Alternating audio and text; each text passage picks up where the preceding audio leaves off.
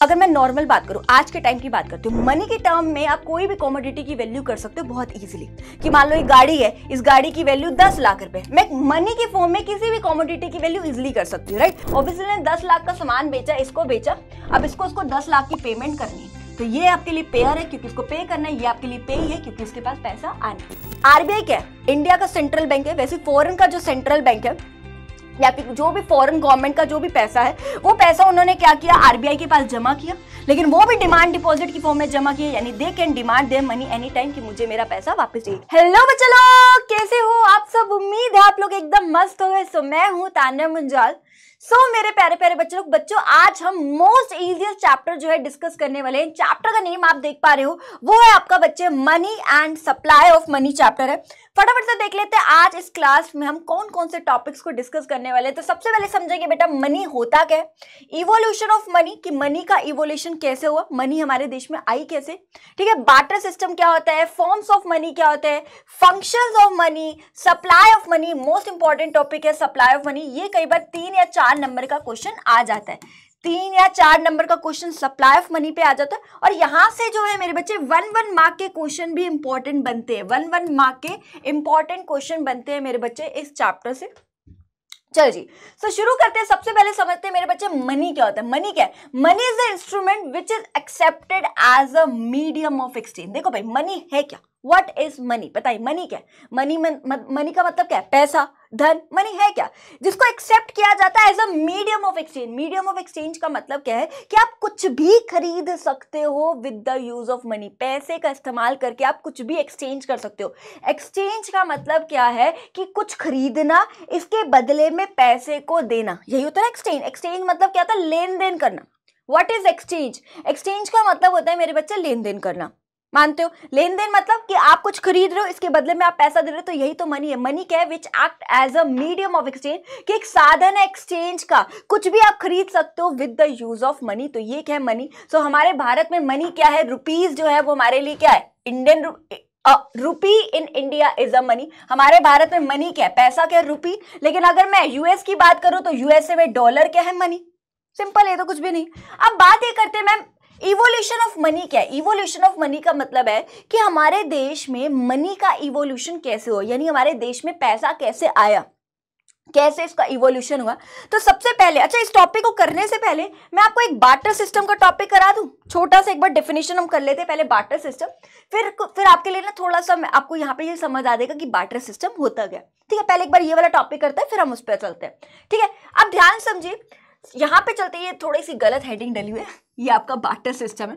चलिए तो समझते हैं मेरे बच्चे, बार्टर सिस्टम ऑफ एक्सचेंज क्या होता है। बार्टर सिस्टम का मतलब क्या होता है? When the goods are exchange with goods, है ना। जब एक गुड को खरीदने के लिए आप उसको गुड से ही एक्सचेंज करते हो, तो उसको मैं क्या कहती हूँ मेरे बच्चे? बार्टर सिस्टम कहती हूँ। एग्जाम्पल दे देते हो, लेट्स से मेरे पास पेन है, ठीक है, मेरे पास पेन है, मेरे फ्रेंड के पास भी पेन है, ठीक है। मैंने कहा यार तेरा पेन कितना सुंदर है, एक काम कर मुझे वाला पेन दे दे, तू मेरा ले ले। उसने कहा ठीक है कोई नहीं यार, मेरे पास तो पेन के डब्बे पड़े हैं घर पे, कोई नहीं। तो मैंने क्या किया, उसका पेन लिया और उसको एक्सचेंज किया विद माय पेन। मैंने उसको अपना पेन दे दिया, उससे उसका पेन ले लिया। तो यहाँ पे क्या हो रहा है? गुड्स को एक्सचेंज किया जा रहा है गुड्स से। यहाँ पे पैसे का कुछ भी नहीं आ रहा, हम यहाँ पे पैसे के लिए नहीं कर रहे। यहाँ पे क्या हो रहा है? एक गुड को खरीदने के लिए मैं गुड ही दे रही, right. When the goods are exchange with goods, उसको मैं क्या कहती हूँ? Barter system. पुराने जमाने में बार्टर सिस्टम ही होता था, राइट। लेट्स से मुझे कोई गाय खरीदनी है, गाय खरीदने के लिए मैंने मान लो 100 किलो अनाज दिया, या गाय खरीदने के लिए मैंने अपनी 4 बकरियां दे दी, या गाय खरीदने के लिए मैंने मान लो 100 किलो चावल दे दिए, ठीक है। When the goods are exchange with goods, उसको मैं क्या कहती हूँ मेरे बच्चे? बार्टर सिस्टम कहती हूँ। इसी को बेटा हम सीसी इकोनॉमी भी कहते हैं। सीसी इकोनॉमी की फुल फॉर्म अच्छे से देख लीजिएगा, 1 मार्क में इंपॉर्टेंट रहती है कि सीसी इकोनॉमी की फुल फॉर्म क्या है। इसकी फुल फॉर्म है commodity for commodity exchange economy, यानी ऐसी इकोनॉमी जहां पे कॉमोडिटी को हम कॉमोडिटी से ही एक्सचेंज करते हैं। यानी एक कॉमोडिटी को खरीदने के लिए आप कॉमोडिटी से ही एक्सचेंज करते हो। एक्सचेंज मतलब लेन देन करते हो। एक कॉमोडिटी को खरीदने के लिए आप कॉमोडिटी ही देते हो, उसको मैं क्या कह देती हूँ? CC economy, in which commodities are exchange. जिसको when commodities are exchange for the commodities, यही बताया, जब एक कॉमोडिटी को खरीदने के लिए आप किसी कॉमोडिटी से एक्सचेंज करते हो, उसको मैं क्या कहती हूँ? CC economy. अगर आप यहाँ देख लो, उसने इसका बनाना लिया और इसके बदले में उसको ऑरेंज दिया। आप यहाँ देख रहे हो, मैंने अपनी मान लो कोई बकरी दी, इसके बदले में मैंने क्या लिया? मान लो 100 किलो अनाज लिया, ठीक है, बकरी दी। तो when the commodities are exchange for the commodities, उसी को मैं क्या बोलती हूँ, CC economy. So CC economy basically एक तरह से बार्टर सिस्टम ऑफ एक्सचेंज ही है। सो कंफ्यूज होने की जरूरत नहीं है। बार्टर सिस्टम ऑफ एक्सचेंज का मतलब क्या होता है, व्हेन द कमोडिटीज या फिर when the goods are exchange with goods या फिर when the commodities are exchange for the commodities, इसी को मैं क्या बोल देती हूँ मेरे बच्चे, बार्टर सिस्टम ऑफ एक्सचेंज। चलिए जी, अब फटाफट से इवोल्यूशन ऑफ मनी पे चलते हैं कि भाई मनी का इवोल्यूशन कैसे हो। तो मेरे बच्चे सबसे पहले हमारे देश में होता था बार्टर सिस्टम। हमारे देश में सबसे पहले क्या था, बार्टर सिस्टम। तभी पहले बार्टर सिस्टम बता दिया। बार्टर सिस्टम क्या था, when the goods are exchange with goods. ये बहुत पुराने टाइम की अगर मैं बात करूं तो जब पहले मनी नहीं होती थी, पैसा नहीं होता था, तो उस टाइम पे गुड्स को एक्सचेंज किया जाता था विद गुड्स। उसके बाद बार्टर सिस्टम के बाद क्या आया हमारे पास, कॉइन्स आए। कौन से कॉइन्स आए, गोल्ड के कॉइन्स आए या सिल्वर के कॉइन्स आए, उसको हम कहते हैं कॉइन्स। अगर आपने राजाओं महाराजाओं के टाइम पे देखा होगा तो उस टाइम कहते थे ना सोने की अशर्फिया या चांदी की अशर्फिया, ये सब हम बोल देते थे, राइट। कॉइन्स आए। उसके बाद अलॉय मेटल कॉइन्स आए, alloy metal coins, alloy metal coins आए। कॉइन्स आए अलॉय मेटल, अलॉय मेटल जो आप आजकल देखते हो, 5 रुपए का सिक्का, 1 रुपए का सिक्का, 50 पैसे का सिक्का, ये वाले सिक्के आने लगे, अलॉय मेटल, ये वाले कॉइन्स आए। उसके बाद क्या है मेरे बच्चे, हमारे देश में क्या आई, पेपर करेंसी आई। उसके बाद क्या है हमारे देश में मेरे बच्चे, पेपर करेंसी आई। पेपर करेंसी यही 500 के नोट, 1000 के नोट, 100 के नोट, है ना, 10 के नोट, 20 का नोट, 50 का नोट, है ना, ये क्या था, पेपर करेंसी आई हमारे देश में। पेपर करेंसी के बाद प्लास्टिक करेंसी आई। प्लास्टिक करेंसी का मतलब डेबिट कार्ड, क्रेडिट कार्ड, ये सारी चीजें हम क्या बोलते थे, प्लास्टिक करेंसी आई। और उसके बाद जो है अब जो है वो ई मनी है एक तरह से हमारे देश में। ई मनी मतलब इलेक्ट्रॉनिक मनी। ई मनी आजकल हम क्या करते हैं, गूगल पे, पेटीएम, यही करते हैं ना, गूगल पे, पेटीएम, भारत पे, ये सब करते हैं ना। नॉर्मल सी बात है कि आप आज घर बैठे बैठे लाखों करोड़ पे, मतलब कितना भी पैसा जो है आप ट्रांसफर कर सकते हो एक जगह से दूसरी जगह, है ना। गूगल पे से हम 1000 पे, 2000, 5000, जितना मर्जी हम ट्रांसफर कर सकते हैं एक जगह से दूसरी जगह। इसको हम कहते हैं इलेक्ट्रॉनिक मनी, है ना। आजकल ऑनलाइन हो गया सब कुछ, ठीक है। तो ये बेटा जो है इवोल्यूशन हुआ है मनी का, जो हम बात कर रहे हैं। अब फटाफट से जो मेन टॉपिक है वो हमें पढ़ना है, ड्रॉबैक्स ऑफ बार्टर सिस्टम। अब हमने बार्टर सिस्टम पढ़ लिया। बार्टर सिस्टम का मतलब क्या है, when the goods are exchange with goods, उसको मैं क्या कहती हूँ मेरे बच्चे, बार्टर सिस्टम कहती हूँ। इंपॉर्टेंट है, 3 नंबर का खाली एक पॉइंट पूछ लिया जाता है या 2 नंबर का खाली एक पॉइंट आ जाता है एक्सप्लेन करने के लिए, तो इसको अच्छे से कर जाएगा बार्टर सिस्टम के ड्रॉबैक्स को, ठीक है। सो फटाफट से पहला जो ड्रॉबैक है, पहली जो कमी है वो ये है, डबल को इंसिडेंस ऑफ बॉन्ड। डबल को इंसिडेंस ऑफ बॉन्ड। बॉन्ड्स का मतलब क्या होता है मेरे बच्चे, जरूरत होना, है ना। स्पेलिंग देख लो, जो भी होती है जरूरत की, जरूरत, ठीक है। कोइंसिडेंस मतलब कोइंसिडेंट, है ना, कोइंसिडेंट हो जाना, राइट। डबल का मतलब क्या होता है, 2। तो सबसे बड़ा ड्रॉबैक ये है कि डबल कोइंसिडेंस ऑफ बॉन्ड्स का मतलब ये है कि दो पर्सन की जरूरतें एक जैसा होना पॉसिबल नहीं रहता है। एग्जांपल समझाती हूँ, लेट्स से मैं बात करती हूँ, लेट्स से मेरे पास एक घोड़ा है और मुझे चाहिए गाय, ठीक है। ये मैं हूं, ठीक है, ठीक है, लेट्स से ये मैं हूं, ठीक है। अब मेरे पास क्या है, घोड़ा है। मैं अपना घोड़ा देने के बदले में गाय खरीदना चाहती हूँ, ठीक है। मैं क्या खरीदना चाहती हूँ, गाय खरीदना चाहती हूँ। तो मुझे एक ऐसा पर्सन चाहिए जो मेरा घोड़ा खरीदने को तैयार और अपनी गाय देने को तैयार। दोनों की जरूरतें एक जैसा होना पॉसिबल नहीं है, ध्यान समझिए। लेट्स से मेरे पास घोड़ा है, ठीक है, सामने वाले के पास क्या है, गाय है, लेट्स से, ठीक है। तो मैं अपना घोड़ा देने के लिए गाय लेने के लिए तैयार हूं, लेकिन सामने वाले के भी तो ये होना चाहिए कि वो मेरा घोड़ा लेने के लिए अपनी गाय देने को तैयार हो। क्या पता उसको गाय ना चाहिए, उसको हाथी चाहिए, उसको बैल चाहिए हो, या उसको कोई और जानवर चाहिए हो सकता है, कोई बड़ी बात है। तो दोनों पर्सन्स की जरूरतें एक जैसी होना जरूरी नहीं है कि पॉसिबल है, ठीक है। तो सिंपल सी बात है, ये मैं हूं, मुझे क्या चाहिए, गाय चाहिए। तो मैंने बहुत सारे इंसानों को देखा, ठीक है, ठीक है, लेट्स से, ठीक है, ये मैं हूं, मुझे क्या चाहिए, इन सबके पास गाय है, ठीक है, इन सबके पास गाय। मैं सबसे गाय लेने के लिए तैयार हूं और इसके बदले में मैं घोड़ा देने के लिए तैयार हूं, लेकिन क्या पता चारों में से कोई भी घोड़ा ना चाहता हो। चारों को चाहिए मान लो हाथी, या कोई शिप चाहिए, या कोई और अदर जानवर चाहिए, कोई और जानवर चाहिए, या कोई चीता चाहिए, वगैरह वगैरह। एग्जाम्पल मैं ले लेती हूँ, ठीक है। तो वही बात करें, डबल कोइंसिडेंस ऑफ बॉन्ड्स का मतलब है कि दोनों की जरूरतें, मुझे एक ऐसा पर्सन ढूंढना पड़ेगा। लेट्स से मैं यहाँ पे एक ऐसा पर्सन ढूंढ लिया, मान लो मुझे एक ऐसा पर्सन पर्सन ढूंढना पड़ेगा जो मेरा घोड़ा लेने को तैयार हो और उसके बदले में अपनी गाय देने को तैयार हो, और ऐसा पर्सन मिलना भी जो है मुश्किल हो जाता है। क्या पता वो पर्सन को मेरे घोड़ा तो लेने को तैयार हो, लेकिन मान लो लेट्स से मैं उसकी गाय लेने को तो तैयार हो, जो क्या पता उसको घोड़ा ना चाहिए, उसको मान लो हाथी चाहिए या उसको कोई और जानवर चाहिए, तो ये पॉसिबिलिटी भी हो सकती है। तो वही बात करें डबल कोइंसिडेंस ऑफ वांट, कि जरूरी नहीं है कि दोनों की जरूरतें एक जैसी होना, तो ये भी कोइंसिडेंट ही हो जाता है ना। चलो जी, तो पहला ये ड्रॉबैक है। नेक्स्ट है मेरे बच्चे lack of common unit of value. Lack of common unit of value का मतलब ये है कि देखो भाई, अगर मैं नॉर्मल बात करूं, आज के टाइम की बात करती हूँ, मनी के टर्म में आप कोई भी कमोडिटी की वैल्यू कर सकते हो बहुत इजीली। कि मान लो एक गाड़ी है, इस गाड़ी की वैल्यू 10 लाख रुपए, मैं मनी के फॉर्म में किसी भी कमोडिटी की वैल्यू इजीली कर सकती हूँ, राइट। कि इस गाड़ी की वैल्यू 10 लाख रुपए, इस पेन की वैल्यू 20 रुपए, इस पानी की बोतल की वैल्यू मान लो 50 रुपए, इस फोन की वैल्यू 70,000 रुपए। मतलब मैं कोई भी कमोडिटी की वैल्यू जो है मनी की फॉर्म में कर सकती हूँ। मनी की फॉर्म में किसी भी कमोडिटी की वैल्यू इजीली कर सकती हूँ आज के समय में, है ना, बहुत इजीली कर सकती हूँ, राइट। स्क्रीन की वैल्यू जो है मान लो 2 लाख रुपए, तो मैं किसी भी कमोडिटी की वैल्यू मनी की फॉर्म में बहुत इजीली कर सकती हूँ। लेकिन पुराने जमाने में जब बार्टर सिस्टम था, तो किसी भी कमोडिटी की वैल्यू को किस में मेजर किया जाता था, गुड्स की फॉर्म में मेजर किया जाता था। जैसे मान लो इस गाड़ी की वैल्यू करना चाहती हूँ, तो आज उस टाइम तो मनी नहीं था, तो किस में मेजर करते थे, गाय में, भैंस में, है ना, भैंस में, बैल में, या कोई हाथी में, इसमें मेजर किया जाता था। तो सही वैल्यू ही आइडेंटिफाई नहीं हो पाती थी कि भाई इस गाड़ी के बदले में मैं कितनी गाय दूं, 2 गाय दूं, 4 गाय दूं, 1 गाय दूं, या कितने हाथी दूं, 1 हाथी दूं, 2 हाथी दूं, 4 हाथी दूं, कितने हाथी दूं कि इसकी वैल्यू पूरी हो जाए। समझ पा रहे हो? तो वही बात कर रहे हैं, गुड्स की फॉर्म में किसी भी गुड मतलब किसी भी कमोडिटी की वैल्यू करना एक कमोडिटी से या फिर एक गुड से तो बहुत ज्यादा मुश्किल हो जाता था। अब इस कमोडिटी की वैल्यू करनी है और मैं गुड में कर रही हूँ, हाथी या कोई गाय में या इस चीज में कर रही हूँ, तो वो जरूरी नहीं है कि मैं सही वैल्यू कर पाऊँ। लेकिन मनी की फॉर्म में तो मैं इजिली जो है इसकी वैल्यू कर सकती हूँ कि भाई इस गाड़ी की वैल्यू क्या है, 10 लाख रुपए, इस गाड़ी की वैल्यू क्या है, 5 लाख रुपए। तो वही बात कर रहे हैं, lack of common unit of value का मतलब है किसी भी कमोडिटी की वैल्यू करना इन टर्म्स ऑफ गुड बहुत ही ज्यादा मुश्किल है। किसी भी कमोडिटी की वैल्यू करना इन टर्म्स ऑफ गुड बहुत ही ज्यादा क्या होता है, मुश्किल। हम एग्जैक्ट कई बार वैल्यू ही नहीं कर पाते बिकॉज ऑफ डिफरेंट यूनिट्स। गाड़ी को किसी और में मेजर किया जाता है, गाय भैंस इनको किसी और में मेजर किया जाता है, राइट। या फिर मैं इस गाड़ी की वैल्यू कर रही हूँ 1000 चावल से, तो भाई समझ रहे, चावल को किसी और, चावल की अलग यूनिट्स होगी, इसकी अलग। तो समझ पा रहे हो क्या बोलना चाह रही हूँ? तो वही बात कर रही हूँ, इन टर्म्स ऑफ गुड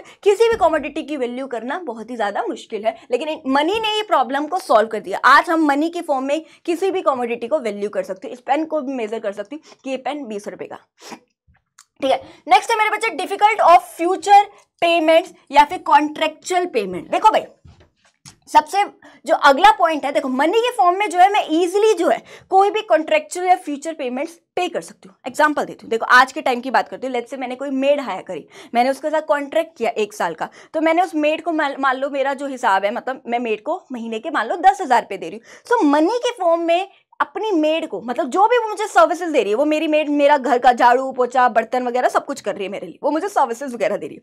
जो भी उसने सर्विसेज करी उसका रिवॉर्ड मैं इजीली मनी की फॉर्म में दे सकती हूँ कि भाई तू जो मेरे लिए काम कर रही है उसके बदले में मैं तुझे 10,000 दे रही हूँ, ठीक है। तो कॉन्ट्रेक्चुअल पेमेंट्स करना या फ्यूचर पेमेंट्स करना मेरे लिए आसान है इन टर्म्स ऑफ मनी, लेकिन इन टर्म्स ऑफ गुड करना बहुत ज्यादा मुश्किल है। लेकिन अगर मैं पुराने जमाने की बात करूं, उस टाइम क्या होता था, मान लो मैंने कोई मेड हायर करी, कोई डोमेस्टिक सर्वेंट हायर किया मान लो, तो गुड्स की फॉर्म में पे करना बहुत ही ज्यादा मुश्किल होता था कि मैं तेरे को 5 किलो अनाज दूं या 10 किलो अनाज दूं या 2 किलो अनाज दूं या 1 किलो अनाज दूं या एक छोटी कोई मान लो छोटा सा मुर्गा दूं या क्या दूं, ठीक है। इन टर्म्स ऑफ गुड देना जो है बहुत ही ज्यादा मुश्किल होता था, डिफिकल्ट होता था फ्यूचर पेमेंट्स करना या कॉन्ट्रेक्चुअल पेमेंट्स करना बहुत ही ज्यादा, गुड्स की फॉर्म में पे करना बहुत ही ज्यादा क्या होता है, मुश्किल होता है। तो वही हम बात करें डिफिकल्ट ऑफ फ्यूचर पेमेंट्स और कॉन्ट्रेक्चुअल पेमेंट कि बहुत ज्यादा। अब यही मेड जो मुझे सर्विसेज दे रही है कि उसके बदले में मैं कितना दूं, कितना अनाज दूं कि उसको मैं पेमेंट कर दूं पूरी, मतलब उसकी सर्विसेज का उसको रिवॉर्ड मिल जाए। तो इन टर्म्स ऑफ गुड करना जो है बहुत ज्यादा मुश्किल होता है, लेकिन मनी ने इस प्रॉब्लम को सॉल्व कर दिया, ठीक है। The evolution of money has resolve this problem, उसने सॉल्व कर दिया। आज हम मनी की फॉर्म में किसी को भी पेमेंट कर सकते हैं बहुत इजीली कि वो जो मेरे को सर्विसेज दे रही है उसके बदले में मैं उसको कितना पैसा दूं। मनी की फॉर्म में इजी है पेमेंट करना, फ्यूचर पेमेंट्स या कॉन्ट्रेक्चुअल पेमेंट्स करना आसान है, ठीक है। नेक्स्ट पॉइंट है मेरे बच्चे difficulty of storage of value and transfer of value. देखो भाई, अगर मैं बात करूं, हमें पता है मनी को स्टोर करना भी बहुत आसान है, मनी को ट्रांसफर करना भी बहुत आसान है। अगर आज की बात करूं, स्टोर क्या है, आप घर में क्या एक छोटी सी अलमीरा में इतनी सी जगह लेती है जिसमें आप कितना लाख रुपए डाल देते हैं। छोटा अगर लॉकर की बात करूं, लॉकर में कितना सारा पैसा आ जाता है। या फिर मनी को हम स्टोर कर सकते हैं बैंक्स वगैरह में। तो मनी को स्टोर करना आसान है और मनी को ट्रांसफर करना तो बहुत ही ज्यादा आसान है। करना क्या, आजकल तो हम जीपे मतलब पेटीएम वगैरह आप यूज करते हो, है ना। विद इन अ सेकेंड आप क्या कर सकते हो, एक जगह से दूसरी जगह मनी को क्या कर सकते हो, ट्रांसफर कर सकते हैं। फ्रॉम एक पर्सन से दूसरे पर्सन जो है मनी को विद इन अ सेकंड आप क्या कर सकते हो मेरे बच्चे, आज के टाइम में ट्रांसफर कर सकते हो। लेकिन पुराने जमाने की बात करूं, अगर जब बार्टर सिस्टम होता था तो उस टाइम पे गुड्स को अगर मैं बात करूं, क्योंकि उसमें क्या होता था, गुड्स को एक्सचेंज किया जाता है विद गुड्स, तो उसमें डिफिकल्ट हो जाता था स्टोर करना किसी भी गुड को, या उसको ट्रांसफर करना किसी भी गुड को बहुत ही ज्यादा मुश्किल हो जाता था। क्यों ऐसा होता था? तो सबसे पहले गुड्स रिक्वायर्ड मोर स्पेस। अगर मैं गुड को स्टोर कर रही हूँ तो ऑब्वियसली स्पेस ज्यादा लगेगा, मुझे गोडाउन वगैरह या कोई वेयर हाउस लेना पड़ेगा जहां पे मुझे उसको स्टोर करना पड़ेगा। ठीक है। Next, storing of good is not so secure then in terms of money. Money को स्टोर करना ज्यादा सिक्योर है एज कंपेयर टू गुड्स, क्योंकि मनी को हम बैंक्स में जाके या बहुत ज्यादा आज के टाइम में हम देखते हैं बहुत ही ज्यादा हाई सिक्योरिटी वाले लॉकर्स आ रहे हैं। ठीक है, सिक्योर लॉकर्स होते हैं। लेकिन गुड्स की फॉर्म में किसी भी चीज को अगर मैं बात करूं, गुड्स की फॉर्म में किसी भी चीज को स्टोर करना जो है मेरे बच्चे क्या हो जाता है, मुश्किल हो जाता है, कम सिक्योर रहता है, चोरी होने के चांसेस ज्यादा रहते हैं। गुड्स के चोरी होने के चांसेस ज्यादा रहते हैं एज कंपेयर टू मनी। ठीक है, आपको जानते हैं आजकल तो वैसे भी यार लोग क्या है, आजकल तो लोग कैश रखते भी नहीं है, आजकल हर चीज ऑनलाइन होगी, तो ये तो प्लस पॉइंट आपको पता ही है इस चीज का। ठीक है। नेक्स्ट है मेरे बच्चे, the value of goods are depreciate at faster rate. Good की वैल्यू डेप्रिशिएट जो है फास्टर रेट से होती है। डेप्रिशिएट का मतलब होता है रिडक्शन आना किसी भी चीज की वैल्यू का। अब आज मान लो, लेट्स से एग्जांपल देती हूँ। ठीक है, मेरे पास 100 रुपए का नोट है, मैं 10 साल बाद भी देखूंगी तो 100 रुपए का नोट 100 रुपए का रहेगा। लेकिन मान लो मैंने कोई गुड स्टोर किया, 10 साल के बाद क्या उसकी वैल्यू उतनी रहेगी? नहीं रहेगी, उसकी वैल्यू क्या हो जाएगी, डेप्रिशिएट हो जाएगी। तो वही हम बात कर रहे हैं, गुड्स की वैल्यू डेप्रिशिएट भी बहुत ज्यादा क्या होती है, जल्दी होती है। स्टोरेज कॉस्ट भी बहुत ज्यादा रहती है, मुझे गाय भैंसे और ये सब रखना है तो उसको स्टोर करना पड़ेगा, कोई गोडाउन कोई वेयर हाउस लेना पड़ेगा, वहां उसको स्टोर करना पड़ेगा, तो उसकी कॉस्ट भी बहुत ज्यादा होती है। Fear of capital loss due to natural calamity.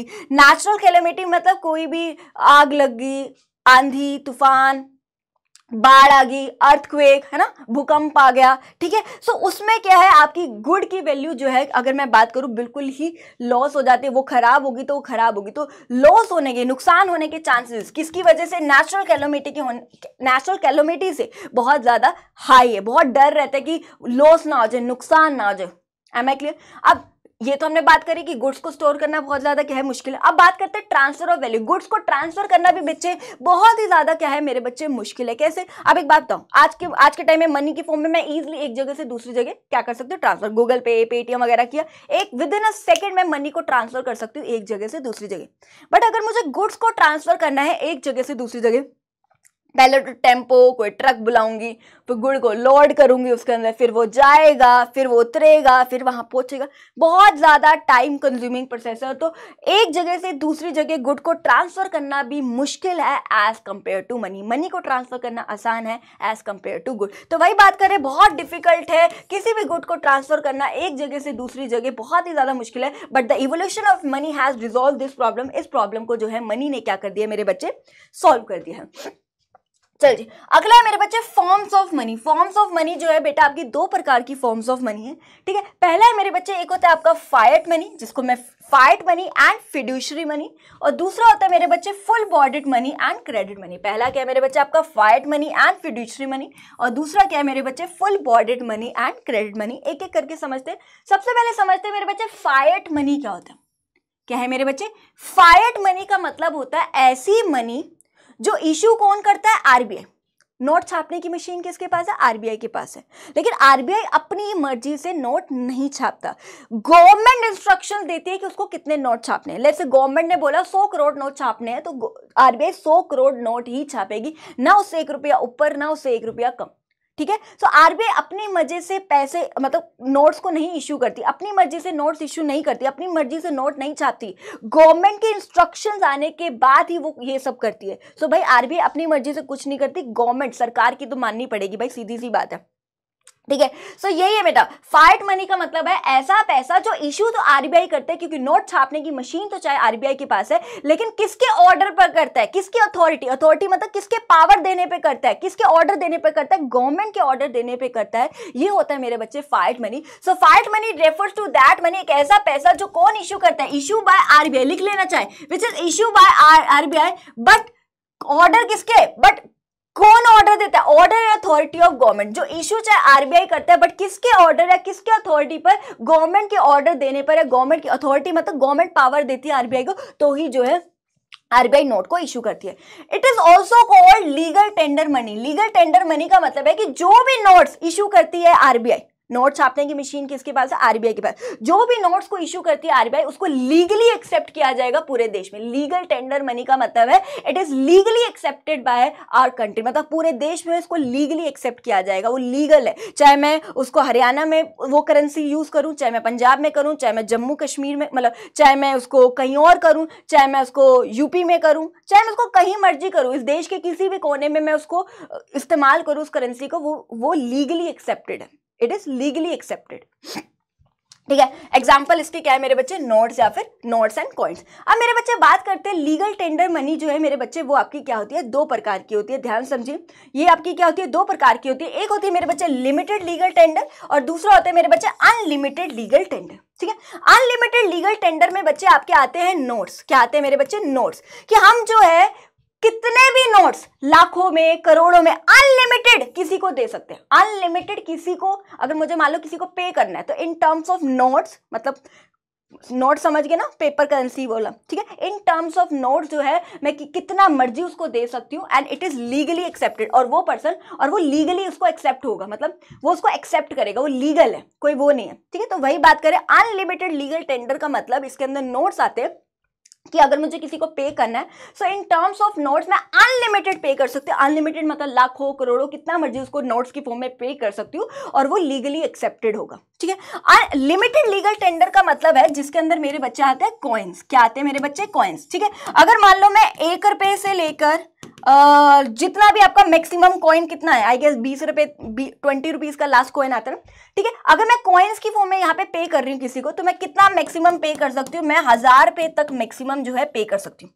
ध्यान समझिए क्या बात करिए यहाँ पे, नोट्स की फॉर्म में मैं अनलिमिटेड पे कर सकती हूँ, लाखों में, करोड़ों में किसी को पे कर सकती हूँ, लेकिन कॉइन्स की फॉर्म में लिमिटेड ही मैं पे कर सकती हूँ। लिमिटेड मतलब सिर्फ उतना ही पे कर सकती हूँ। अगर मैं 1 रुपए से लगभग 20 रुपए, जितना भी कॉइन्स की फॉर्म में किसी को, चिल्लर की फॉर्म में किसी को पे कर रही हूँ, तो मैं 1000 रुपए मैक्स में पे कर सकती हूँ, इतने ही चिल्लर दे सकती हूँ। उसके बाद वो बंदा बोल सकता है इतने तक तो वो लीगली एक्सेप्टेड है, लेकिन इसके बाद अगर मुझे 1000 से ज्यादा देना है, तो वो ये बोल सकता है कि भाई 1000 से ज्यादा मैं चिल्लर एक्सेप्ट नहीं करूंगा, आप नोट्स में दो फिर मुझे। ठीक है, आप मुझे नोट्स में दो भाई, 1000 तक मैं चिल्लर एक्सेप्ट कर सकता हूँ, इससे ज्यादा नहीं। तो वो बोल सकता है, उसकी मर्जी है, उससे ज्यादा भी ले एक्सेप्ट कर रहा तो अच्छी बात है, अगर वो नहीं करना चाहे तो वो बोल सकता है कि भाई मैं 1000 से ज्यादा चिल्लर नहीं लूंगा, आप मुझे नोट्स में दो आप। ठीक है, समझ गया। अगर मान लो मैं 50 पैसे में दे रही हूँ, अगर मैं 50 पैसे में पेमेंट कर रही हूँ, 50 पैसे के सिक्के, मतलब 1 रुपए से भी आधा वाला ये। ठीक है, 50 पैसे में जो है मैं सिक्के दे दे के जो है पे कर रही हूँ, तो मैं कितना मैक्स पे कर सकती हूँ, मैं सिर्फ 10 रुपए ही जो है मैक्स दे सकती हूँ, इससे ज्यादा नहीं दूंगी। तो इतनी ही लिमिटेड, यानी कॉइन्स में आप सिर्फ लिमिटेड ही, इतना ही आप लिमिटेड जो है पे कर सकते हो। इतना अगर आपने पे किया तो वो लीगली एक्सेप्टेड है। समझ लो क्या बोलना चाह रही हूँ, बस इतना ही आपको पढ़ना है यहाँ पे, ध्यान समझिए। लीगल टेंडर मनी का मतलब क्या होता है, जिसके अंदर नोट्स और कॉइन्स दोनों आते हैं, जो लीगली एक्सेप्टेड होगा पूरे देश में। ठीक है, दो प्रकार के हैं, एक है लिमिटेड लीगल टेंडर और एक है मेरे बच्चे unlimited legal tender. Unlimited legal tender में आते हैं नोट्स, जो नोट्स की फॉर्म में आप अनलिमिटेड किसी को भी पे कर सकते हो, कितना मर्जी, लाखों करोड़ में पे कर सकते हो, और वो लीगली एक्सेप्टेड रहेगा। ठीक है, नेक्स्ट है लिमिटेड लीगल टेंडर का मतलब आप सिर्फ लिमिटेड अमाउंट ही जो है कॉइन्स, इसमें कॉइन्स आते हैं, इसमें आप सिर्फ लिमिटेड अमाउंट ही कॉइन्स में पे कर सकते हो। अगर मैं 1 रुपए से लगभग जितना भी मैक्स, जितना भी आगे तक जाता है कॉइन्स, उसमें पे कर रही हूँ, तो लगभग 1000 रुपए तक मैं पे कर सकती हूँ। अगर मैं 50 पैसे वाले कॉइन्स में पे कर रही हूँ, तो मैं मैक्स 10 रुपए तक जो है पे कर सकती हूँ। समझ रहे हैं यहां तक?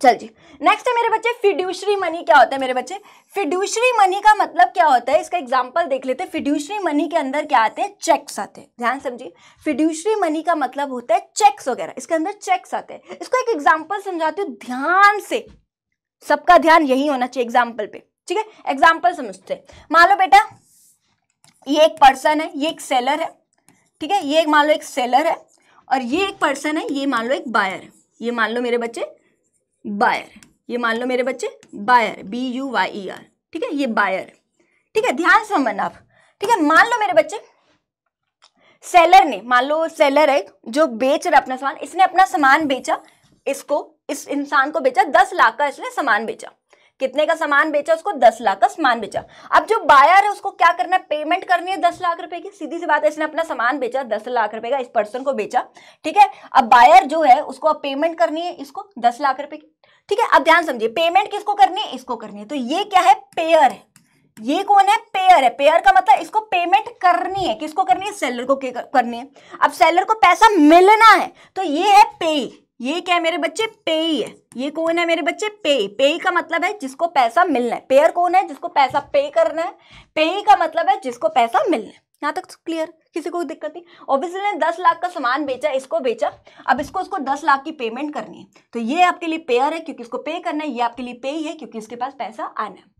अब ध्यान समझिए, बड़े ध्यान से समझना, लेट्स से मेरे बच्चे, अब इसने 10 लाख का माल बेच दिया इसको, ठीक है, सामान आ गया इसके पास। अब ये कहता है अरे यार मेरे को था कि मेरी आज पेमेंट आ जाएगी और मैं तुझे पे कर देता, मेरे पास आज आनी थी पेमेंट बट वो आई नहीं। अब वो बोल रहा है कि महीने की आखिरी तारीख को पेमेंट आएगी, यार प्लीज अब मैं क्या करूं, अब सामान तो तूने दे दिया लेकिन अब मैं क्या करूं, अब मेरी महीने की आखिरी तारीख को ही पैसा आएगा मेरे खाते में, मैं तो तभी तुझे पे कर पाऊंगा। तो एक काम करता हूं, मैं एक चेक देता हूं तुझे, ठीक है, उसमें मैं अमाउंट लिख देता हूँ तेरी 10 लाख की, मैं साइन कर देता हूँ, देख अभी जाएगा तो कोई फायदा नहीं है, मेरे खाते में पैसा नहीं है, महीने की इस तारीख को जो है मेरे पास पैसा आएगा, तो एक काम करियो, महीने की इस तारीख को चला जाइयो बैंक में और पैसा अपना 10 लाख रुपए निकाल लियो, ठीक है, मेरे खाते से, मतलब अपना पैसा जो है 10 लाख रुपए क्या कर लियो मेरे बच्चे, वो कहता है कि तू निकाल लियो, ठीक है। तो उसने कहा, सेलर कहता है कोई नहीं यार, मेरे को तेरे पे विश्वास है यार, तू मेरा बचपन का दोस्त है, मैंने तेरे को 10 लाख का सामान बेचा, मुझे कोई बात नहीं, तेरे पास पैसे आज नहीं है, कोई बात नहीं, तू ऐसा कर मुझे चेक दे दे, कोई दिक्कत नहीं, जिस दिन तू बोल रहा है मैं उस दिन चला जाऊंगा बैंक पे और बैंक से उस दिन मैं क्या कर लूंगा, पैसे निकाल लूंगा, तो टेंशन मत ले यार, तू मेरा दोस्त है। तो अब यहाँ पे क्या हुआ, मीडियम ऑफ एक्सचेंज क्या हुआ, चेक जो है एक तरह से मीडियम ऑफ एक्सचेंज है, यहाँ पे जो चेक है उसको मैं क्या कर रही हूँ, as a medium of exchange को यूज कर रही हूँ, क्यों, because of the trustful relationship between payer and पे, दोनों के बीच में विश्वास था। अब सेलर मना भी कर सकता था कि नहीं, अब सेलर को विश्वास था कि कोई नहीं यार, तू मेरा दोस्त है, मुझे तेरे पे विश्वास है, मुझे तेरे पे ट्रस्ट है कि तू मेरा पैसा लेके भागेगा नहीं, कोई बात नहीं, तू चेक दे दे, मैं बैंक में चला जाऊंगा इस महीने की इस तारीख को, जब तू बोलेगा मैं तब चला जाऊंगा और बैंक से पैसा निकाल लूंगा, तू टेंशन ना ले। तो यहाँ पे मैंने चेक को क्या यूज किया, as a medium of exchange use किया। तो चेक क्या है, एक तरह से मीडियम ऑफ एक्सचेंज है बिटवीन पेयर एंड पे के बीच में, है ना। तो क्यों है, because of the trustful relationship between payer and payee, यही होता है फिड्यूशरी मनी। फिड्यूशरी मनी का मतलब है यहाँ पे चेक कि अगर मैं यहाँ पे बात करूं, ठीक है, सेलर ने 10 लाख का माल बेचा, अब इसको 10 लाख रुपए की पेमेंट करनी है, तो ये कौन है, पेयर है, और इसके पास पैसा आना है, ये कौन है, पेई है। अब ये कहता है भाई मेरे पास तो पैसा नहीं है यार, तो एक काम करता हूँ भाई, मेरे को जहां से पेमेंट आनी थी उसने आज मना कर दिया, वो कह रहे हैं मैं महीने की आखिरी तारीख को डाल दूंगा, तो मैं तेरे को एक काम करता हूँ, तू चेक ले ले, ये तू चेक ले ले, इस तारीख को चला जाइए बैंक में और बैंक से पैसा निकाले। उसने कहा भाई क्यों डर रहा है तू, क्यों टेंशन ले रहा है, तो मेरा दोस्त है, मुझे पता है, मुझे तेरे पे विश्वास है, मुझे तेरे पे ट्रस्ट है। तो उसने कहा कोई नहीं, तू मुझे चेक दे दे, मैं चेक ले जाऊंगा इस तारीख को और पैसा निकालूंगा। तो यहाँ पे जो चेक को यूज किया as a medium of exchange because of the trustful relationship between payer and पे, दोनों के बीच में ट्रस्ट था, विश्वास था, तभी चेक को क्या यूज किया उन्होंने, as a medium of exchange. तो वही है बेटा, फिड्यूशरी मनी क्या है, जिसको एक्सेप्ट किया जाता है as a medium of exchange. Fiduciary money मतलब चेक जिसको एक्सेप्ट किया जा रहा है as a medium of exchange because of the trustful relation between payer and पे, दोनों के बीच में एक ट्रस्टफुल रिलेशन है, इस वजह से जो है एक्सेप्ट किया जा रहा है चेक को as a medium of exchange. Example क्या है, cheques are the fiduciary money. चलिए नेक्स्ट के मेरे बच्चे, full bodied money. Full bodied money का मतलब क्या है, जिसमें मनी वैल्यू और कमोडिटी वैल्यू क्या होती है मेरे बच्चे, इक्वल होती है। ध्यान समझिए, कमोडिटी वैल्यू क्या होता है, मनी वैल्यू क्या होता है। एग्जांपल लेती हूं, लेट्स से 5 रुपए का सिक्का है, ठीक है, 5 रुपए का सिक्का है, यानी इस सिक्के से अगर मैं बात करूं, सबसे पहले कमोडिटी वैल्यू की बात करते हैं। कमोडिटी वैल्यू का मतलब है ये सिक्का किससे बना हुआ, मान लो जो भी मेटल से बना हुआ है उस मेटल का खर्चा है मुझे मान लो 5 रुपए का, एग्जांपल में लेती हूँ, ठीक है। ये 5 रुपए का सिक्का है, ये सिक्का जिस भी मेटल से बना है उस मेटल का जो प्राइस है, उस मेटल का जो खर्चा अगर मैं बात करूं, मान लो कमोडिटी वैल्यू है उसकी 5 रुपए। मनी वैल्यू का मतलब है सिक्के पे क्या रेट लिखा हुआ, 5 रुपए लिखा हुआ है, मतलब मैं कितने का सामान खरीद सकती हूँ सिक्के से, 5 रुपए का सामान खरीद सकती हूँ। 5 रुपए का परचेजिंग पावर, कितना खरीद सकती हूँ, 5 रुपए का सामान खरीद सकती हूँ, यानी इसकी मनी वैल्यू भी कितनी है, 5 रुपए है। सो जब मनी वैल्यू और कमोडिटी वैल्यू इक्वल हो जाए तो उसको हम क्या कहते हैं मेरे बच्चे, फुल बॉडीड मनी। फुल याद कर लेना, फुल मतलब इक्वल की बात कर रहे हैं, यहाँ पे कमोडिटी वैल्यू और मनी वैल्यू क्या होती है मेरे बच्चे, इक्वल होती है। कमोडिटी वैल्यू का मतलब है कि किस मतलब ये जो सिक्का है वो किससे बना है, उसका खर्चा, ठीक है। मैं बोल रही हूँ 5 रुपए का जो भी इसमें मेटल वगैरह यूज किया तो उसका खर्चा मान लो 5 रुपए, ठीक है, समझ। मनी वैल्यू का मतलब है कि जो भी सिक्के पे लिखा हुआ है, 5 रुपए लिखा हुआ तो मैं 5 रुपए का सामान खरीद सकती हूँ, 10 रुपए लिखा है तो मतलब 10 रुपए का सामान खरीद सकती हूँ, वो वाली बात है, ठीक है। नेक्स्ट है मेरे बच्चे क्रेडिट मनी। क्रेडिट मनी जैसे मान लो अगर मैं एक एग्जांपल ले लेती हूँ, ये 10 रुपए का सिक्का है, मान लो ये 10 रुपए का एक सिक्का है, ठीक है। मान लो इस जो भी मेटल यूज हुआ उसका खर्चा है मान लो 5 रुपए, कमोडिटी वैल्यू क्या है 5 रुपए, जो भी मेटल यूज हुआ उसका खर्चा 5 रुपए, और मनी वैल्यू कितने का सामान खरीद सकती हूँ, 10 रुपए का सामान खरीद सकती हूँ। सो क्रेडिट मनी क्या है मेरे बच्चे, जिसमें मनी वैल्यू ज्यादा है as compare to commodity value. Money value मतलब आप ज्यादा का सामान खरीद सकते हो, कमोडिटी वैल्यू का मतलब किससे वो बना है, ठीक है, जो भी मेटल लगा है। तो ये क्या है मेरे बच्चे, क्रेडिट मनी, ठीक है, यहां तक क्लियर है सबको। अब मेरे बच्चे फटाफट से आ जाइए, फंक्शंस ऑफ मनी क्या होते हैं, क्या है मेरे बच्चे, फंक्शंस ऑफ मनी। तो भाई मनी के फंक्शंस की बात करते हैं, ये हम ऑलरेडी कर चुके, जो भी बार्टर सिस्टम के ड्रॉबैक्स है वो यहाँ पे आके मनी के फंक्शंस बन जाते हैं, ठीक है। तो भाई मनी क्या है, मनी को यूज किया जाता है as a medium of exchange. आज हम कुछ भी खरीद सकते हैं with the use of money, है ना, लेन देन कर सकते, कुछ भी खरीदा with the use of money, तो ये क्या आपका लिए medium of exchange. Measure of value और यूनिट ऑफ वैल्यू का मतलब क्या है मेरे बच्चे, आप कुछ भी बोल दो, चाहे मेजर ऑफ वैल्यू लिख दो चाहे यूनिट ऑफ वैल्यू लिख दो, कि मनी के फॉर्म में आप किसी भी कमोडिटी को इजीली वैल्यू कर सकते हो। मैं इस पेन को, इस कमोडिटी को इजीली वैल्यू कर सकती हूँ 20 रुपए, इस मोबाइल फोन को इजीली वैल्यू कर सकती हूँ मान लो 70,000 रुपए, इस पानी की बोतल को इजीली वैल्यू कर सकती हूँ मान लो 50 रुपए। तो भाई मनी के फॉर्म में आप किसी भी कमोडिटी को इजीली वैल्यू कर सकते हो, तो ये इसका प्लस पॉइंट हम बात कर सकते हैं, या फिर इसका फंक्शन या इसकी इंपॉर्टेंस है मनी की। फंक्शंस ऑफ मनी आ जाए या इंपॉर्टेंस ऑफ मनी आ जाए, आप यही लिख देना, ठीक है। नेक्स्ट है स्टैंडर्ड ऑफ डेफर्ड पेमेंट्स या फिर फ्यूचर पेमेंट्स या फिर कॉन्ट्रैक्चुअल पेमेंट्स भी इसको बोला जाता है, कि मनी के फॉर्म में आप इजीली कोई भी फ्यूचर पेमेंट या कोई भी कॉन्ट्रैक्चुअल पेमेंट या कोई भी डेफर्ड पेमेंट करना आपके लिए क्या आसान है। एक ही बात है, कंफ्यूजन होने की जरूरत नहीं। जैसे आपने कोई मेड हायर करी, ठीक है, आपने मेड के साथ कॉन्ट्रैक्ट किया, आपने किसी भी डोमेस्टिक मेड को हायर किया, वो आपको सर्विसेज दे रही है, आपके घर की झाड़ू पोछे बर्तन वगैरह सब कर रही है, तो मनी की फॉर्म में उसको इजीली आप पे कर सकते हो। लेकिन गुड्स की फॉर्म में पे करना बहुत ज्यादा मुश्किल होता था, कि मैं उसको, उसने जो भी मुझे सर्विसेज दी उसके बदले में उसको कितना दूं सामान, 10 किलो अनाज दूं, 20 किलो अनाज दूं, 50 किलो अनाज दूं, कितना पे करूं कि उसकी सर्विसेज को पूरा उसको रिवॉर्ड मिल जाए, ठीक है। मनी को स्टोर करना बहुत ही आसान है, इजी है उसको स्टोर करना, बहुत कम स्पेस लेती है मनी को स्टोर करना, बहुत ही कम स्पेस लगते हैं, छोटी सी जगह में आप कितना पैसा कितना कैश डाल सकते हो, राइट। स्टोरेज कॉस्ट भी बहुत ज्यादा कम है, आप बैंक में भी जाके जो है इजीली मनी को स्टोर वगैरह कर सकते हैं, स्टोरेज कॉस्ट भी इसकी बहुत कम है। सेव करना इन टर्म्स ऑफ मनी ज्यादा सिक्योर है as compare to save in terms of goods और गुड्स वगैरह। गुड्स को सेव करना थोड़ा ज्यादा मुश्किल है as compare to money. Money को सेव करना ज्यादा आसान है।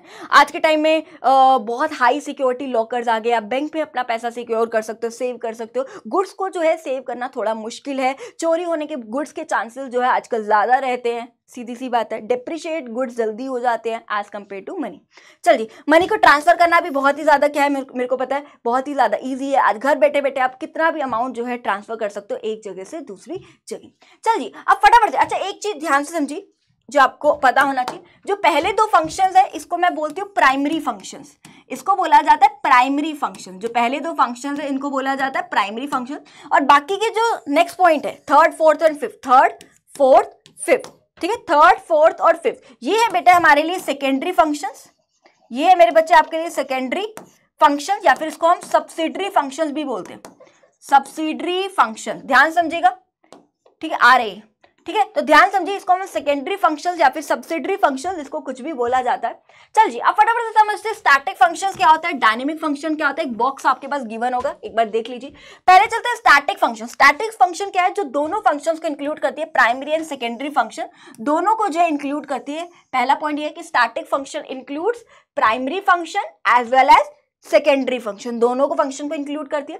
Performing these function money helps in regulating the economic system. भाई देखो मनी है आज के टाइम में तो ही हमारा इकोनॉमिक सिस्टम रेगुलेट हो पाएगा, यानी इकोनॉमिक सिस्टम रेगुलेट होने का मतलब हमारी इकोनॉमी चल पाएगी। पैसा है देश में तो ही देश चल पाएगा, तो ही देश ग्रो कर पाएगा, सीधी सी बात है। तो हमारी इकोनॉमिक सिस्टम को रेगुलेट करने में जो है मनी क्या करती है, हेल्प करती है। डायनेमिक फंक्शंस क्या है, स्टेबिलिटी लेके आने में हेल्प करती है। मनी है तो देश में इकोनॉमी में स्टेबिलिटी आती है। स्टेबिलिटी का मतलब होता है स्थिरता आती है, देश में फ्लक्चुएशंस नहीं आती, क्योंकि मनी है। मनी का यूज करके हम देश में स्टेबिलिटी लेके आ सकते हैं, ठीक है। नेक्स्ट है accelerate the pace of growth and development. देखो मनी है तो देश में ग्रोथ आएगी, डेवलपमेंट आएगी। कैसे, देखो भाई मनी है, मान लो मनी देश में, पैसा है देश में, अगर लोगों के पास पैसा है तो लोग डिमांड करेंगे, सीधी सी बात है। डिमांड करेंगे तो देश में प्रोडक्शन होगी, प्रोडक्शन होगी तो देश का जीडीपी बढ़ेगा, और जीडीपी बढ़ेगा तो देश में आपको पता है क्या आएगी, ग्रोथ आएगी। तो बेसिकली अगर मनी है, पैसा है तो लोग डिमांड करेंगे, प्रोडक्शन होगी देश में, जीडीपी बढ़ेगा देश में।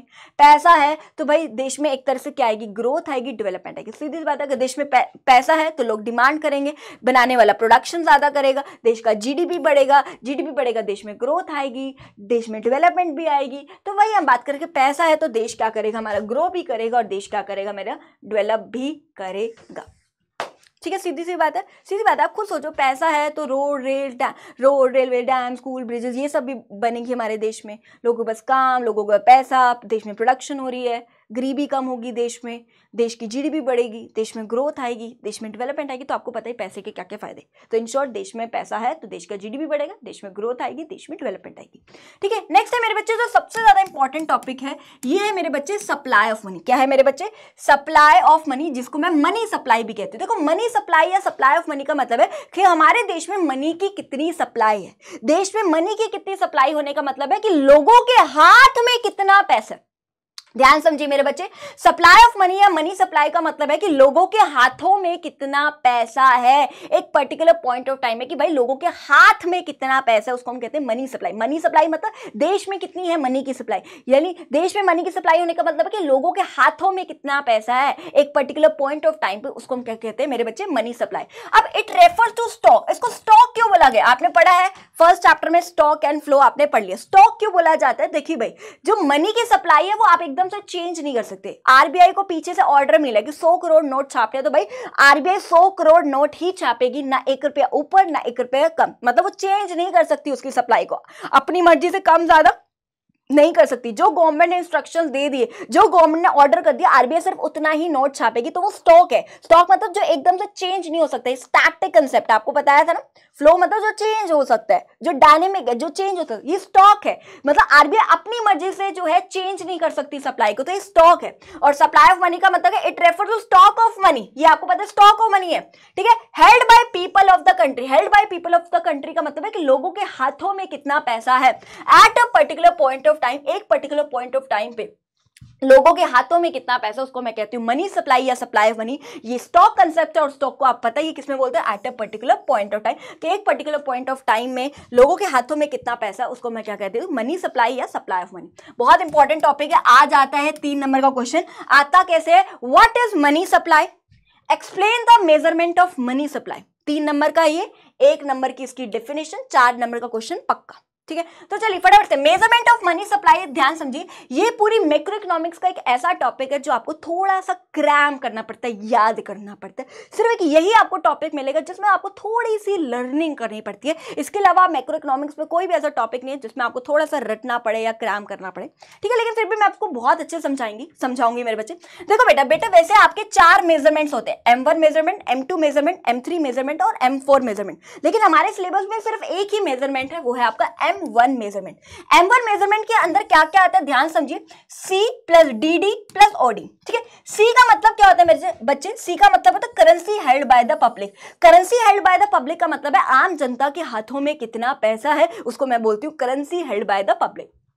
डीडी का मतलब होता है मेरे बच्चे, डीडी का मतलब होता है demand deposit of people with commercial bank. Commercial bank मतलब जो भी हमारे देश के बैंक है, जैसे कि SBI, PNB bank, HDFC bank, ये सब, ठीक है। तो भाई मान लो कोई भी मैं एक बैंक ले लेती हूँ, एसबीआई बैंक ले लेती हूँ, कोई भी कमर्शियल बैंक ले लेती हूँ, आम जनता का पैसा, पीपल मतलब आम जनता का पैसा जो है कमर्शियल बैंक के पास जमा है, लेकिन वो डिमांड डिपॉजिट की फॉर्म में। डिमांड डिपॉजिट का मतलब है कि उन्होंने अपना पैसा जो है डिपॉजिट किया है, but they can demand their money any time, कि मुझे मेरा पैसा वापस चाहिए तो बैंक से वो कभी भी, देख डिमांड डिपॉजिट का मतलब क्या होता है कि आप अपना पैसा जमा तो कर रहे हो लेकिन you can demand your money any time, आप अपना पैसा कभी भी डिमांड कर सकते हो। इसके अलावा और भी डिपॉजिट होती है जैसे फिक्स डिपॉजिट। फिक्स डिपॉजिट में क्या होता है कि आप अपना पैसा जब बैंक में जमा कराते हो तो एक फिक्स पीरियड ऑफ टाइम के बाद ही आप विड्रॉ कर सकते हो, लेकिन डिमांड डिपॉजिट का मतलब है कि आप अपना पैसा बैंक में जमा करा रहे हो तो you can demand your money any time कि भाई मुझे मेरा पैसा वापस चाहिए। तो demand deposit of people with commercial bank का मतलब है कि आम जनता का पैसा जो है कमर्शियल बैंक यानी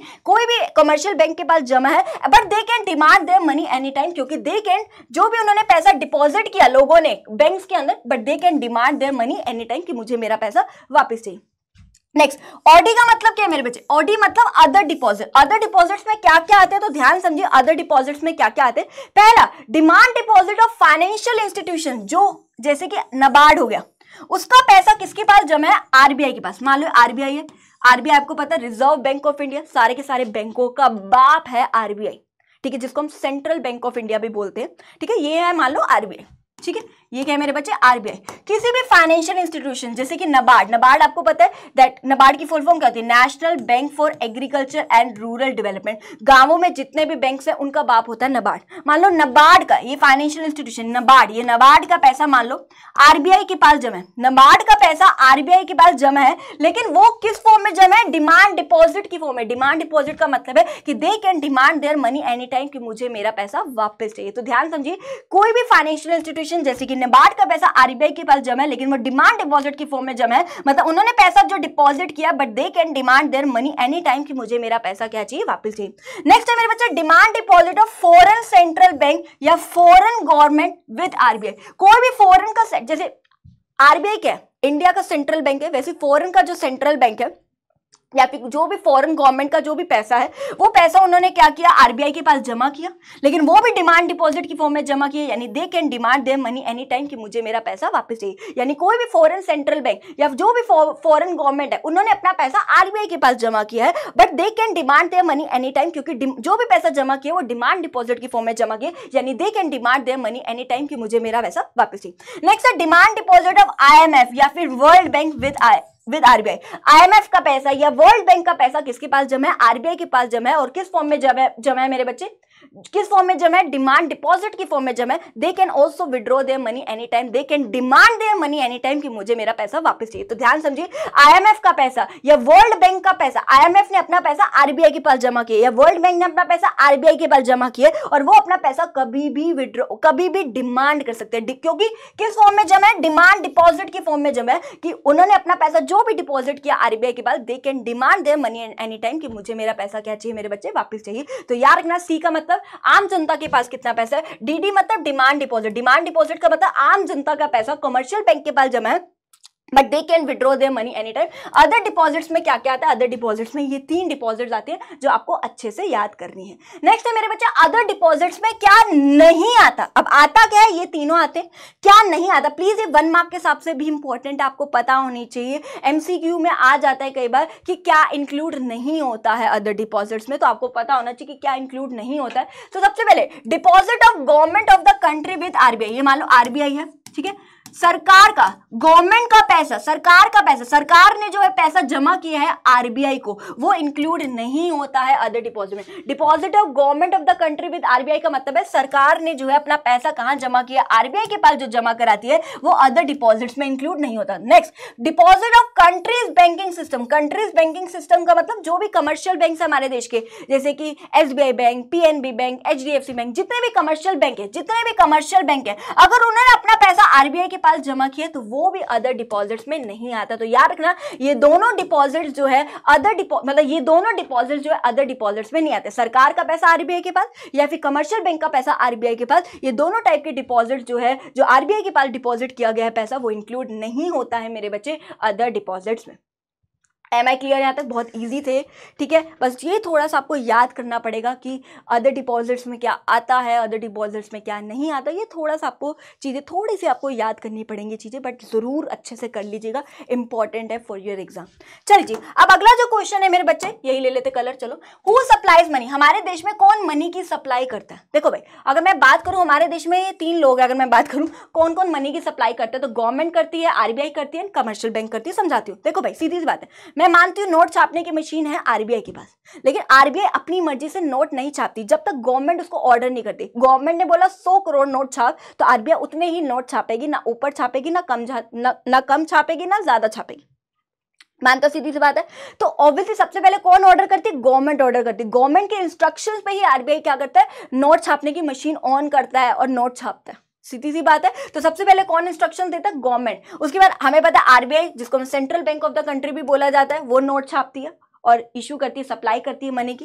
ठीक है, बिना गवर्नमेंट के ऑर्डर पे आरबीआई मनी की सप्लाई नहीं कर सकती है, मतलब नोट नहीं छाप सकती है। तो गवर्नमेंट सबसे पहला, फिर दूसरा आरबीआई के पास नोट छापने की मशीन है, तो वो नोट छापेगी, जिससे मनी की सप्लाई होगी हमारे देश में। नेक्स्ट है कमर्शियल बैंक। कमर्शियल बैंक का मतलब है हमारे देश के जितने भी बैंक है, SBI bank, PNB bank, HDFC bank, वो सारे भी। देखो भाई, अब आरबीआई ने तो नोट छाप दिया, अब नोट छाप के किसको देगी? कमर्शियल बैंक्स को देगी, है ना। कमर्शियल बैंक्स के पास पैसा आएगा। अब कमर्शियल बैंक्स क्या करेंगे?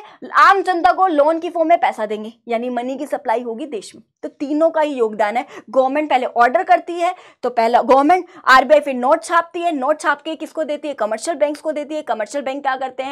उसको लोगों को लोन की फॉर्म में पैसा देते हैं, जिससे मनी की सप्लाई हमारे देश में होती है। तो तीनों का ही भाई योगदान है मनी की सप्लाई में हमारे देश में। अब ध्यान समझिए, most important for your MCQ, ध्यान समझना। हमने अभी तक बात करी कि आरबीआई के पास नोट छापने की मशीन है, लेकिन जो 1 रुपया का नोट होता है, 1 रुपया का जो नोट होता है और जितने भी कॉइन्स है, वो आरबीआई इशू नहीं करती। वो किसके द्वारा इशू किया जाता है? वो मिनिस्ट्री ऑफ फाइनेंस के द्वारा इशू किया जाता है। याद रख लेना, आरबीआई नो डाउट नोट छापने की मशीन आरबीआई के पास है, बिल्कुल सही है, लेकिन 1 रुपये का नोट और जितने भी कॉइन्स है वो आरबीआई इशू नहीं करती। वो किसके द्वारा इशू किया जाता है? वो मिनिस्ट्री ऑफ फाइनेंस के द्वारा जो है इशू किया जाता है। और जो नेक्स्ट पॉइंट जो आपके लिए जरूरी है, आरबीआई को मिनिमम रिजर्व रखना पड़ता है। RBI has to maintain the minimum मतलब कम से कम उसको जो है मेरे बच्चे 200 करोड़ का जो है मेरे बच्चे रिजर्व रखना पड़ता है। किस फॉर्म में? गोल्ड की फॉर्म में रखना पड़ता है और फॉरेन सिक्योरिटीज की फॉर्म में, फॉरेन सिक्योरिटीज की फॉर्म में उसको क्या रखना पड़ता है? रिजर्व रखना पड़ता है। ध्यान समझिए, RBI has to maintain minimum reserve. Minimum मतलब कम से कम इतना रखना पड़ता है, इससे ज्यादा भी रख सकती है। कम से कम उसको 200 करोड़ का रिजर्व रखना पड़ता है, गोल्ड की फॉर्म में या फिर फॉरेन सिक्योरिटीज की फॉर्म में। फॉरेन सिक्योरिटीज मतलब मान लो कोई भी फॉरेन कंपनी के शेयर्स हो गए या डिबेंचर, बॉन्ड, ये सारी चीजें, इस फॉर्म में जो है उसको क्या करना पड़ता है मेरे बच्चे? रिजर्व रखना पड़ता है। और अगर मैं बात करूं गोल्ड में उसको कितना रिजर्व रखना पड़ता है, तो कम से कम अगर मैं बात करूं तो 115 करोड़ पे जो है उसको गोल्ड की फॉर्म में रखना पड़ता है, और बाकी जो है मिनिमम 85 करोड़ जो है उसको जो है मेरे बच्चे फॉरेन सिक्योरिटीज की फॉर्म में जो है मेरे बच्चे क्या रखना पड़ता है? रिजर्व रखना पड़ता है। तो याद रखिएगा please, very important for your exam, कि आरबीआई को मिनिमम रिजर्व, मिनिमम मतलब कम से कम रिजर्व कितना रखना पड़ता है? 200 करोड़। किस फॉर्म में रिजर्व रखती है? या तो गोल्ड की फॉर्म में, और दूसरा फॉरेन सिक्योरिटीज की फॉर्म में रखना पड़ता है। गोल्ड की फॉर्म में वो कितना रिजर्व रखती है? 115 करोड़ का, और बाकी उसको करके देख लो, 200 में से 115 के बचा 85, तो कम से कम उसको 85 करोड़ रुपए किस फॉर्म में रखना पड़ता है? फॉरेन सिक्योरिटीज की फॉर्म में रखना पड़ता है। मिनिमम की बात करिए, ध्यान समझिए। सो बस ये चैप्टर आपका समाप्त होता है। बहुत ईजिएस्ट चैप्टर है, अच्छे से कर लीजिएगा, कुछ भी दिक्कत नहीं आएगी आपको। ठीक है, तो बस ये हमने सारे के सारे टॉपिक्स बच्चे बहुत ही अच्छे से कर लिए हैं। होमवर्क ये है कि भाई अच्छे से पढ़ाई करिए, मैं तो यही बोलूँगी, अच्छे से रिवाइज करें। मैंने आपको कोशिश करी है कि मैं आपको शॉर्ट में बहुत ही अच्छे से जो है मेरे बच्चे आपको रिवाइज कराऊँ कंसेप्ट्स को। सो बस फिर मिलते हैं आपसे जल्द नेक्स्ट क्लास में, तब तक के लिए take care, bye bye, enjoy, love you all.